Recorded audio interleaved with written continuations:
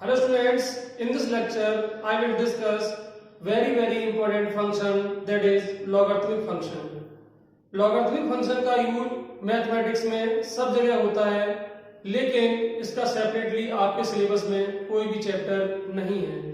तो इस लेक्चर में आप लोग लॉगरिथमिक फंक्शन की डिटेल्स जानेंगे, यानी कि लॉगरिथमिक फंक्शन कहाँ से आया, इसकी प्रॉपर्टीज कैसे डेवलप हुई और इसके ग्राफ के बारे में। अब हम लोग डिस्कस करते हैं सबसे important topic, that is logarithmic function. और बिल्कुल बेसिक से मैं आपको बताता हूं कि ये लॉगरिथमिक फंक्शन कहां से आया। एक सिंपली क्वेश्चन मैं आपसे करूं कि what is the value of 2 की पावर 3, तब आप कहोगे दिस इज 8। एक्सपोनेंट है 2 की पावर 3 का मतलब है 2 का 3 टाइम्स मल्टीप्लाई किया एंड यू गेट 8। तो यहां पर जो लिखा हुआ है this form is known as exponential form. लेकिन इसी फॉर्म को लिखने का जो तरीका है, दूसरा तरीका भी है, you can write it as log 8 base 2 is equal to 3। इसमें और इसमें कोई भी डिफरेंस नहीं है, सेम बात है, दोनों एक ही बात है, लेकिन ये एक्सपोनेंट की फॉर्म में लिखा है और यहाँ पे इसको लिखने का जो तरीका है वो थोड़ा सा डिफरेंट है। तो कैसे लिखा मैंने, log 8, जो आंसर आया है वो यहां लिखा जाएगा log 8, ये चीज बेस बोली जाती है, बेस, वो यहां पर लिखी जाएगी बेस, log 8 बेस 2, और जो पावर होती है वो सामने आएगी। तो आप कहोगे कि ये फॉर्म तो अच्छी खासी थी, पर आपको इस फॉर्म में क्यों लिखा गया। इस फॉर्म से लिखने के बहुत बड़े फायदे हैं और इसके क्या फायदे हैं मैं आपको प्रॉपर्टी में डिस्कस करूंगा। तो आप समझ गए कि लॉगरिथमिक फंक्शन कहां से आया है। लॉगरिथमिक फंक्शन जो है वो एक्सपोनेंशियल फंक्शन से ही आया है और उसी की ये फॉर्म है, पर लिखने का तरीका इसका डिफरेंट है। तो अगर मैं बात करूं कि फंक्शन डिफाइंड कैसे है, so this function is defined as log x base a। fx is defined as log x base a। अगर मैं बेस की बात करूं तो देखिए, पिछले में अभी 2 मिनट पहले बता चुका हूं कि जो बेस हम लोग लेते हैं एक ही वैल्यू, वो कभी भी नेगेटिव नहीं होनी चाहिए। तो आप लोग बेस के बारे में सब जानते हैं कि बेस कैसा होना चाहिए, पॉजिटिव होना चाहिए, और जो बेस की जो वैल्यू है वो कभी भी 1 नहीं होनी चाहिए। ऐसा मैंने आपको एक्सपोनेंशियल फंक्शन में पढ़ाया। और जो सबसे इंपॉर्टेंट बात मैं आपको बताने जा रहा हूं यहाँ पर कि 2 की पावर 3 यहाँ लिखा हुआ और आपका आंसर आया 8। तो ये पावर जो 3 है 4 भी हो सकती है, 10 भी हो सकती है, पॉजिटिव भी हो सकती है, नेगेटिव भी हो सकती है। लेकिन अगर ये चीज पॉजिटिव है तो ये आंसर हमेशा पॉजिटिव होगा, ये आंसर कभी भी नेगेटिव नहीं आएगा। एग्जाम्पल के लिए आप 2 की पावर 3 करोगे तो 8 आ जाएगा, 2 की पावर -3 कर दोगे तो ये आपका 1/2 की पावर 3 हो जाएगा, और ये जो वैल्यू है वो 1/8 हो जाएगी। तो कहने का मतलब ये है कि जो ये चीज आती है वो कभी भी नेगेटिव नहीं हो सकती, और जो ये है वो हमारे यहाँ पर क्या है, x है। तो इस पे दूसरी कंडीशन है कि x is greater than 0।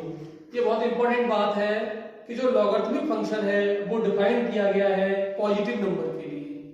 Logarithmic function positive number के लिए डिफाइन है, नेगेटिव नंबर का लॉग एग्जिस्ट नहीं करता है। अब हम लोग डिस्कस करते हैं लॉगरिथमिक फंक्शन की प्रॉपर्टीज। तो जो भी प्रॉपर्टीज है लॉगरिथमिक फंक्शन की, वो सब एक्सपोनेंशियल फंक्शन का ये ट्रांसफॉर्मेशन है। आपके सामने फंक्शन लिखा हुआ है log x बेस a, जहां पर x पॉजिटिव होना चाहिए, a पॉजिटिव होना चाहिए, a की वैल्यू 1 नहीं होनी चाहिए। और ये बात आपको अपने दिमाग में बैठा लो, जैसे कि 2 की पावर 3 इक्वल टू 8 होता है, तो ठीक उसी तरीके से अगर इसको log में लिखा जाए तो log 8 बेस 2 इक्वल टू 3। तो पहली प्रॉपर्टी में डिस्कस करता हूं। अगर मैं आपसे कहूं कि what is the value of a to the power 0, a to the power 0 की वैल्यू क्या होगी, आप सब लोग जानते हैं एक्सपोनेंट में a की पावर 0 की जो वैल्यू है वो हमेशा 1 होगी। तो अगर मैं इस चीज को log में लिखूं, log की फॉर्म में, तो आप कहोगे log 1, यहां ये 1 यहां आएगा, log 1 base a is equal to 0। Power हमेशा सामने जाती है, log 1 base a equal to 0, और ये आपकी पहली प्रॉपर्टी है। बहुत आसान है, इसको याद कर लीजिए कि log 1 की वैल्यू हमेशा 0 होती है, what ever be the value of base. Base का मतलब है वैलिड बेस। वैलिड बेस का मतलब है कि वो पॉजिटिव होना चाहिए और 1 नहीं होना चाहिए। तो log 1 की वैल्यू 0 होती है, ये पहली प्रॉपर्टी है। दूसरी प्रॉपर्टी पर आप ध्यान दीजिए, इसको दिमाग में रखिए, सारी प्रॉपर्टी इसी से निकल के आ रही है। दूसरी बात यह है कि अगर मैं आपसे कहूं कि a की पावर 1 की वैल्यू क्या होती है, a की पावर 1, तो आप कहोगे कि a की पावर 1 की वैल्यू होती है a। लेकिन इस चीज को हम लॉग में लिखें तो कैसे लिखोगे, ये चीज यहां लिखी जाएगी और ये चीज बेस में, log a base a is equal to 1। और ये लॉगरिथमिक फंक्शन की दूसरी प्रॉपर्टी है। इसका मतलब है कि किसी भी चीज का लॉग उसी बेस पर हमेशा 1 होता है। अब हम लोग डिस्कस करते हैं तीसरी प्रॉपर्टी, प्रॉपर्टी नंबर 3। आप इस पे ध्यान दो। सपोज a कोई भी वैलिड बेस है और a की पावर m की वैल्यू जो है वो x के बराबर है, और सपोज a की पावर अगर हम n कर दें तो ये y के बराबर है। अब मैं दोनों को मल्टीप्लाई कर देता हूं तो आप कहोगे what is the value of a की पावर m इनटू a की पावर n। लेफ्ट साइड का मल्टीप्लाई किया और ये हो जाएगा आपका x y। एक्सपोनेंट के रूल ये कहते हैं कि मल्टीप्लाई में पावर ऐड हो जाती है अगर बेस सेम हो तो ये आपका हो जाएगा a to the power m plus n is equal to X Y. जैसे यहां लिखा हुआ है इस फॉर्म को यहां पर, उसी तरीके से मैं इसको चेंज करना चाहता हूं लॉग की फॉर्म में, तो आप इसे लिखोगे log x y base a is equal to m plus n। Power आगे आ जाएगी, आंसर यहां लिखा जाएगा और बेस नीचे लिखा जाएगा। अब अगर a की पावर m की वैल्यू x है तो m क्या होगा, और आप इसको log में लिखोगे तो आप लिखोगे log x base a is equal to m।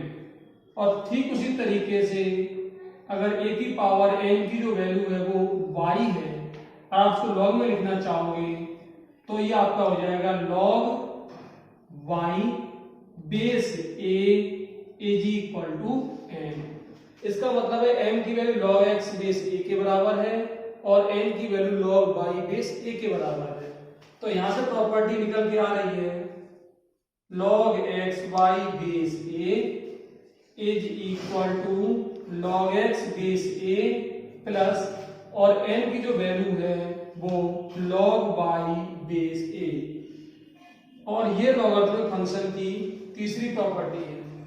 तो इस प्रॉपर्टी में सबसे इंपॉर्टेंट बात यह है कि जो चीजें मल्टीप्लाई में होती हैं वो एडिशन में आ जाती हैं। मल्टीप्लाई वाली चीजें एडिशन में आ जाती हैं। तो लॉग कैसे आसान कर देता है चीजों को कि मल्टीप्लाई करना आसान है या ऐड करना आसान है। तो I think addition is more easy than multiplication. तो इस तरीके से लॉग जो है वो चीजों को सिंप्लीफाई करता है। तो प्रॉपर्टी है तीसरी log x into y is equal to log x plus log y, और बेस दोनों जगह पर एक जैसा है। अब हम लोग डिस्कस करते हैं चौथी प्रॉपर्टी। मान लो कि a कोई वैलिड बेस है और a की पावर m की वैल्यू x के बराबर है, a की पावर m की वैल्यू y के बराबर है। तो इसको आप लिख सकते हैं log x base a is equal to m, और ठीक उसी तरीके से log y base a is equal to m। पिछली प्रॉपर्टी मैंने आपको ये बता दिया है। अगर मैं आपसे कहूं कि what is the value of a to the power m upon a to the power n, तब आप कहोगे it is x upon y।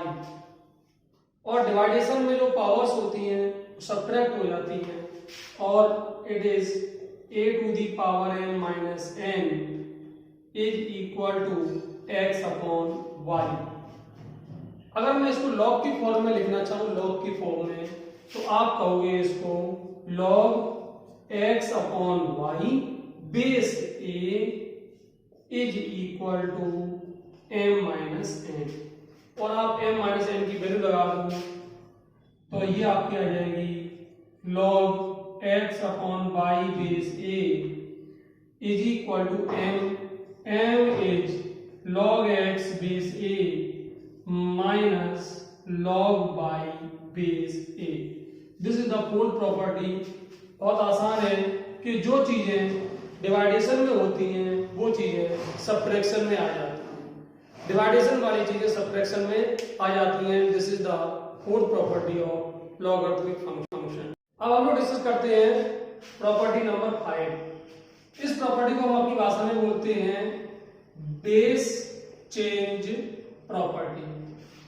Base change property. अब आप कहोगे बेस को चेंज करने की जरूरत क्यों है? बेस तो कुछ भी हो सकता है जो वैलिड बेस है। मैं आपको थोड़ा सा बता दूं कि आपकी बुक्स में जो टेबल दे रखी होती है पीछे, वो सब 10 बेस पर होती है। तो वहां पर जो लॉग का जो बेस डिफाइंड है वो 10 है। तो अगर आपसे पूछ ली जाए लॉग की वैल्यू 5 बेस पर, 13 बेस पर और 11 बेस पर, तो आप उसकी लॉग की वैल्यू फाइंड नहीं कर पाओगे, तब आपको बेस चेंज करने की जरूरत पड़ेगी। तो ये प्रॉपर्टी जो मैं आपके सामने बता रहा हूं, इससे आप लॉग का बेस फाइंड कर सकते हो। पहले की तरह से है बिल्कुल, a की पावर m की वैल्यू x, a की पावर m की वैल्यू y, और यहां से आ जाएगा log x base a is equal to m, log y base a is equal to m। अब बहुत इंपॉर्टेंट बात बताने जा रहा हूं। मैं आपसे कहूं कि a की पावर m को a की पावर n के टर्म में लिख के दिखाओ, तब आप लिखोगे a की power m is equal to a की पावर m पूरे की power m upon m। Power के ऊपर पावर m मल्टीप्लाई हो जाएगी, n कट जाएगा, दोनों बातें एक ही। आप उस साइड को पलट के लिख लीजिए a की पावर n की power m upon n is equal to a की पावर m। अब लॉग की प्रॉपर्टी देखो, 2 की पावर 3 अगर 8 है तो log 8 बेस 2 इक्वल टू 3 हो जाएगा। ठीक उसी तरीके से मैं चेंज कर रहा हूं, आप ध्यान देकर समझने की कोशिश करो। लॉग ये चीज जो है a की पावर m बेस ये लिखा जाएगा a की पावर n, और पावर जो है वो आगे लिखी जाएगी, that is m upon n। Further simplification कीजिए तो a की पावर n क्या है आपका x है, और a की पावर n क्या है आपका y है। तो ये आपका हो जाएगा log x base y, log x base y is equal to m upon n। So what is m? log x base a। What is n? log y base a। तो log x base y is equal to log x upon log y on base a। बहुत important property है। Base आप कुछ भी दे सकते हो जो आपकी मर्जी है। तो log x बेस y को आप दे सकते हो log x upon log y। Base जो मर्जी है वो आप दे सकते हो, पर दोनों बेस एक जैसे होने चाहिए और वो बेस वैलिड होना चाहिए। अगर मैं आपसे कहूं कि find the value of log 13 on the base 7, तो अगर आप ये वैल्यू फाइंड करना चाहते हो लॉग टेबल की हेल्प से, तो आप कहोगे कि टेबल में तो हमको 7 बेस की टेबल ही नहीं पता है, क्यों? टेबल जो 10 बेस की है। तो 10 बेस में हम इसको बड़ी आसानी से कन्वर्ट कर सकते हैं, और आप इसको लिखोगे log 13 अपॉन log 7, और बेस अपनी मर्जी से दे दोगे 10। आपको log 13 की वैल्यू पता है, वो यहां लगा दोगे, log 7 की वैल्यू पता है, उसको आप यहां लगा दोगे। तो इस तरीके से बेस चेंज प्रॉपर्टी की हेल्प से आप बेस अपनी मर्जी से जो चाहो वो चेंज कर सकते हो। आप ध्यान दीजिए, लॉग का कोई भी वैलिड बेस चलेगा, लेकिन बुक्स में जो बेस पे टेबल बनी है वो 10 बेस की है। एक टेबल और एग्जिस्ट करती है, वो ई बेस पर होती है, log x बेस ई। ऐसे लॉग को हम लोग नेचुरल लॉग बोलते हैं, नेचुरल लॉग बोलते हैं, और इसको कभी कभी ln करके भी लिखा जाता है। जनरली क्वेश्चन जब होता है वहां बेस सब जगह डिफाइन होते हैं, लेकिन अगर कहीं पर भी बेस नहीं लिखा हुआ है तो वो नेचुरल लॉग होता है, और उसका जो बेस है वो ई माना जाता है, छोटा ई। अब ये छोटा ई क्या चीज है, मैं आगे आपको डिस्कस करूंगा। ये एक्सपोनेंशियल फंक्शन से आया है। तो आप ध्यान दीजिए कि कभी भी लॉग का बेस डिफाइन नहीं है तो वो लॉग एक नेचुरल लॉग है और उसका जो बेस होता है वो ई होता है। अब आप लोग छठवीं प्रॉपर्टी देखिए। तो पांचवी प्रॉपर्टी में मैंने आपको पढ़ाया log x base y is equal to log x upon log y। Base आप अपनी मर्जी से दे सकते हो। ये आपकी प्रॉपर्टी नंबर 5 थी। This is the property number 5। मान लो कि एक ही वैल्यू x के बराबर है। ऐसा पॉसिबल है कि मान लो कि आपका जो बेस है वो 10 है, तो x की वैल्यू 10 भी हो सकती है। तब उस केस में क्या हो जाएगा, log x base y is equal to log x base x upon log y base x। Right, A को मैंने x से रिप्लेस कर दिया इस जगह पर जहां पर x एक वैलिड बेस है और किसी भी चीज का log उसी बेस पर 1 होता है। तो ये निकल के आया log x base y is equal to 1 upon log y base x। तो इस चीज को आप नीचे लेके जाओगे तो ये दोनों चीजें आपस में इंटरचेंज हो जाएंगी, आपस में इंटरचेंज हो जाएंगी। जैसे एग्जाम्पल के तौर पर मैं आपसे कहूं कि what is the value of log 10 base 3, लेकिन जो टेबल होगी वो 10 बेस पर होगी। तो आप तो कैसे करोगे, you can write it as 1 upon log 3 base 10 और आप 10 बेस पर log 3 की वैल्यू लगाओगे और इसको सिंप्लीफाई कर लोगे तो आप इसकी वैल्यू फाइंड कर लोगे। तो ये जो प्रॉपर्टी है ये आपकी 6वें नंबर की प्रॉपर्टी है। अब हम लोग डिस्कस करते हैं 7वीं प्रॉपर्टी। और 7वीं प्रॉपर्टी के according what is the value of log x to the power p on the base a। इसकी वैल्यू हम फाइंड करना चाहते हैं। तो आप लोग लिखोगे log x into x into x into x into x p times लिखोगे और बेस वही रहेगा। अब देखिए इससे पहले मैंने तीसरे नंबर की प्रॉपर्टी पढ़ाई कि जो चीजें मल्टीप्लाई में होती हैं वो एडिशन में आ जाती हैं। तो यही हो जाएगा log x plus log x plus log x और लास्ट में भी log x और सबका जो बेस है वो a होगा और ये log x कितनी बार ऐड होगा, p बार, क्योंकि x का p टाइम्स मल्टीप्लाई हो रहा था तो इट इज p टाइम्स। तो जब हम log x को p बार ऐड करोगे तो ये हो जाएगा p log x base a। तो प्रॉपर्टी के according log x to the power p base a की जो वैल्यू होती है वो आपकी हो जाती है p log x base a, यानी जो पावर होती है वो आगे आ जाती है। तो देखिए ये लॉगरिथमिक चीजों को आसान कैसे कर रहा है। अगर मैं आपसे कहूं कि 13 का 7 टाइम्स मल्टीप्लाई करो, बहुत मुश्किल काम है, लेकिन 7 और 13 का मल्टीप्लाई करो ये आसान काम है। तो कहने का मतलब है ये प्रॉपर्टी जो है वो चीजों को आसान कर देती है। अब मैं डिस्कस करता हूं 8वीं प्रॉपर्टी। और 8वीं प्रॉपर्टी आप देखिए, 8वीं प्रॉपर्टी है log x की पावर m y की पावर n। इसकी वैल्यू क्या होगी, बेस चेन प्रॉपर्टी जो तुम्हारे सामने लिखी हुई है यहां पर वो लगाइए। तो आप इसको लिखोगे log x की power m upon log y की पावर n। बेस जो मर्जी हो वो आप दे सकते हो। अभी जो प्रॉपर्टी बताई है 7वीं उसके अकॉर्डिंग पावर आगे आ जाएंगी दोनों की और ये आपका हो जाएगा m log x और ये आपका हो जाएगा n log y और आप इसको लिख सकते हो m upon n log x base y। तो इस तरीके से log x की पावर m बेस y की पावर n की जो वैल्यू होगी वो पावर्स जो है वो निकल के बाहर आएंगी, डिवाइड हो जाएंगी और log x बेस y।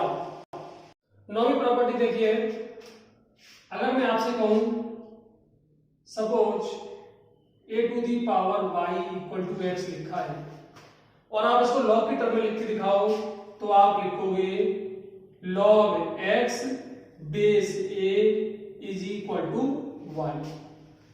तो प्रॉपर्टी ये कहती है कि अगर log x base a y के बराबर है तो इसका मतलब है जो x की वैल्यू होगी वो a to the power y के इक्वल होगी। ये 9वीं प्रॉपर्टी है। 10वीं प्रॉपर्टी है, बहुत इंपॉर्टेंट प्रॉपर्टी है 10वीं, a to the power log x base a is equal to x, यानी यहाँ का बेस और log का जो बेस है वो एक जैसा हो जाएगा तो ये सब हट जाएगा और आपका आंसर आ जाएगा x। इस चीज का हम बड़ी आसानी से प्रूफ भी कर सकते हैं, आप करने की कोशिश करो, नहीं होता है तो आप मुझे कमेंट करो, मैं इसका प्रूफ करके दिखाऊंगा। और आखिरी प्रॉपर्टी है वो ये है x to the power log y base a is equal to y to the power log x base a। इस तरीके से लॉगरिथमिक फंक्शन की जो 11 प्रॉपर्टी थी वो सब आपके सामने लिखी हुई है। अब हम लोग लॉग के ग्राफ का डिस्कशन कर। Now we discuss the shape of graph of logarithmic function.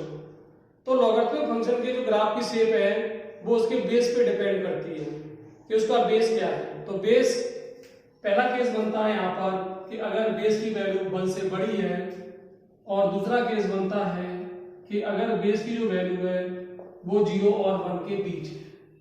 तो आप ग्राफ की शेप देखिए, समझने की कोशिश करो। This is the x axis, it is y axis and this is origin. तो जो ग्राफ की शेप है वो कुछ इस तरीके की बनती है। यहां टच नहीं करेगा वाई एक्सिस को, समझिए। और हम सब लोग जानते हैं कि log 1 की जो वैल्यू होती है वो 0 होती है, what ever with the base. So this point is 1, 0। तो ये एक इंक्रीजिंग फंक्शन है। जब x की वैल्यू 1 से बड़ी होगी तो log x की वैल्यू पॉजिटिव होगी, और जब x की वैल्यू 0 और 1 के बीच होगी तो जो log x की वैल्यू है वो नेगेटिव होगी। दूसरा ग्राफ की हम बात करें तो इस ग्राफ की जो शेप है, this is x axis, this is y axis and this point is origin. तो जो ग्राफ की जो शेप है वो कुछ इस तरीके की बनती है, 1, 0। ये टच नहीं करता है, क्लोज होता जाता है। तो ये पॉइंट है 1, 0, और ये एक डिक्रीजिंग फंक्शन है और ये एक इंक्रीजिंग फंक्शन है। दोनों ही केस में हम डोमेन और रेंज की बात करते हैं, डोमेन एंड रेंज। आप डोमेन पर ध्यान दो तो डोमेन के लिए हम चेक करते हैं कि x की वैल्यू क्या क्या हो सकती है। अब ग्राफ पर ध्यान दो तो ग्राफ y एक्सिस के राइट साइड में है, इसका मतलब है x की सारी पॉजिटिव वैल्यू पॉसिबल है। इसका मतलब इस फंक्शन का जो डोमेन है वो है आपका 0 से लेकर के इंफिनिटी। log 0 डिफाइन नहीं है, वो ऐसे नहीं है कि अगर मैं आपसे पूछूं कि log 0 की वैल्यू क्या होगी तो ये ग्राफ टच करेगा y एक्सिस को 0 पर जब y की वैल्यू हो जाएगी -इंफिनिटी। तो log 0 की वैल्यू -इंफिनिटी होती है अगर उसका बेस 1 से बड़ा है, और log 0 की वैल्यू +इंफिनिटी भी हो सकती है अगर इसका बेस 0 और 1 के बीच में है। लेकिन -इंफिनिटी और +इंफिनिटी में दोनों में कोई भी डिफाइन नहीं है। अब हम रेंज की अगर बात करें, रेंज, तो आप रेंज में देखिए कि ग्राफ x एक्सिस के ऊपर भी है, इसका मतलब y पॉजिटिव होगा, x एक्सिस के बिलो भी है तो y नेगेटिव होगा। इसका मतलब है लॉगरिथमिक फंक्शन की जो रेंज है वो आपकी होती है -infinity to infinity, that is all the real numbers. और हम अगर डोमेन से रेंज की बात करें तो ये फंक्शन एक इन्वर्टिबल फंक्शन है। इस तरीके से लॉगरिथमिक फंक्शन की पूरी प्रॉपर्टीज और इसका ग्राफ के बारे में आपको यहाँ पर जानकारी मिलती है। Discuss exponential function. An exponential function is defined as fx is equal to a to the power x. As we know that fx equal to y, so this is y equal to a to the power x. यहाँ पर बहुत ही important बात है a के बारे में कि a should be positive. a की वैल्यू हमेशा पॉजिटिव होनी चाहिए, और दूसरा a की वैल्यू 1 नहीं होनी चाहिए। a की वैल्यू को हम पॉजिटिव इसलिए लेके चलते हैं कि अगर a पॉजिटिव है तो y भी पॉजिटिव होगा। सपोज a नेगेटिव है, एग्जांपल के लिए कि a की वैल्यू -4 है, और अगर a की वैल्यू -4 है और सपोज x की वैल्यू 1/2 है, तो y की वैल्यू हो जाएगी -4 की power 1/2, this is √-4, this is 2i। तो यहाँ पर एक कॉम्प्लेक्स नंबर आपको मिला है, लेकिन हम लोग स्टडी कर रहे हैं रियल फंक्शन की, तो इसलिए हम लोग जो a की वैल्यू है वो कभी भी नेगेटिव नहीं लेते हैं, पॉजिटिव वैल्यू लेते हैं a की। दूसरी बात, a 1 नहीं होना चाहिए, क्योंकि अगर a की वैल्यू 1 हो गई तो 1 की पावर आप कुछ भी करोगे तो वो हमेशा 1 आता है, और ये आपका एक कांस्टेंट फंक्शन हो जाएगा, जो कि हम पहले इसकी स्टडी कर चुके हैं। अब हम लोग देखते हैं इस ग्राफ की शेप कैसी होगी। तो इस ग्राफ की शेप को जानने के लिए ये फंक्शन दो हिस्सों में डिवाइडेड है। पहला केस है कि जब a की वैल्यू 1 से बड़ी है, तो उस समय इस ग्राफ की शेप कैसी होगी। Let this is x axis and this is y axis, और ये दिस पॉइंट इज ओरिजिन, और इस ग्राफ की जो शेप होती है वो कुछ इस तरीके की होती है, एंड दिस पॉइंट इज 0,1। तो जब x की वैल्यू 0 होगी तो y की वैल्यू 1 हो जाएगी। किसी भी नंबर की पावर 0 का मतलब 1 होता है, इसलिए। और जैसे जैसे x बढ़ेगा वैसे वैसे y बढ़ेगा। एग्जाम्पल के लिए सपोज आपने a ले लिया 2, और तो ये फंक्शन हो गया y = 2 की पावर x। जब x की वैल्यू 1 है तो y की वैल्यू हो जाएगी 2 की पावर 1, दैट इज 2। जब x 2 है तो y 4, जब x 3 है तो जो y की वैल्यू हो जाएगी वो 2 की पावर 3, दैट इज 8। तो जैसे जैसे x बढ़ता है वैसे वैसे y बढ़ता है, ये इंक्रीजिंग फंक्शन है। और दूसरा केस, x की वैल्यू हमने नेगेटिव ले ली, सपोज a की वैल्यू 2 है और जो x की वैल्यू है वो नेगेटिव ले ली हमने, सपोज -1 ले ली, तो ये फंक्शन हो जाएगा y = 2 की पावर x। और जब x की वैल्यू -1 है तो y की वैल्यू 2 की पावर -1/2 हो जाएगी। जब x की वैल्यू -2 है तो y की वैल्यू 2 की पावर -2/4 हो जाएगी।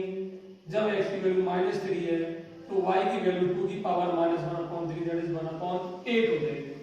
तो जैसे जैसे आप पीछे बढ़ोगे तो वैसे वैसे y की वैल्यू घटती जा रही है। तो this is the shape of exponential function when a is greater than 1। अब हम दूसरी फॉर्म डिस्कस करते हैं जब a की वैल्यू 0 और 1 के बीच है। तो जब a की वैल्यू 0 और 1 के बीच है उस समय इस फंक्शन की शेप क्या होगी। So now this is x axis, y axis, this point is origin, और इसकी शेप जो है पहले से बिल्कुल डिफरेंट होगी, और इसकी शेप कुछ इस तरीके की होगी।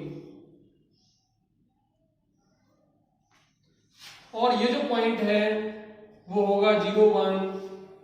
पहला जो शेप थी वो इस तरीके से थी, और अब ये इस तरीके से है। अब इसका रीजन समझो, सपोज a की वैल्यू 1/2 हो जाती है, तो ये फंक्शन हो जाएगा y = 1/2 की पावर x। और जैसे जैसे x बढ़ेगा वैसे वैसे y घटेगा। आप ध्यान दीजिए, जब x 1 तो y 1/2, जब x 2 तो y 1/4, जब x 3 उस समय y 1/8 होगा, तो ये घटेगा। और इसके रिवर्स में सपोज x की वैल्यू -1 है तो y की वैल्यू हो जाएगी 1/2 की पावर -1, 2 की पावर -1 की power -1, that is 2। When x is -2, y is 4. When x is -3, y is 8। तो हम पीछे बढ़ेंगे तो इसकी जो वैल्यू है वो बढ़ेगी। तो कुल मिलाकर के ये जो शेप है आपके सामने एक्सपोनेंशियल फंक्शन की ही है, लेकिन ये केस है जब a की वैल्यू 0 और 1 के बीच में है। यहाँ पर एक्सपोनेंशियल फंक्शन के दोनों ग्राफ बने हुए हैं। ये ग्राफ जब a की वैल्यू 1 से बड़ी है, ये ग्राफ जब a की वैल्यू 0 और 1 के बीच है। दोनों ही केस में हम लोग डिस्कस करते हैं what is the domain and range of this function. आप डोमेन पे फोकस करो तो ये x नेगेटिव भी हो सकता है, x पॉजिटिव हो सकता है, x की कोई भी वैल्यू यहाँ पर पॉसिबल है। तो डोमेन हो गया आपका -∞ से इंफिनिटी और ऑल द रियल नंबर्स।